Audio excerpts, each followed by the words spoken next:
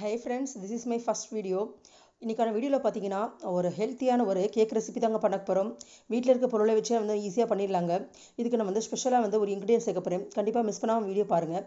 வாங்க எப்படி செய்யலான்னு பார்க்கலாம். அதுக்கு ஒரு பவுல் எடுத்துக்கோங்க. அதில் நான் வந்து ஒரு கப் அளவுக்கு வந்து பிளாக் ரைசில்ஸ், அதாவது உலர் திராட்சை, அதை எடுத்துக்கிறேங்க.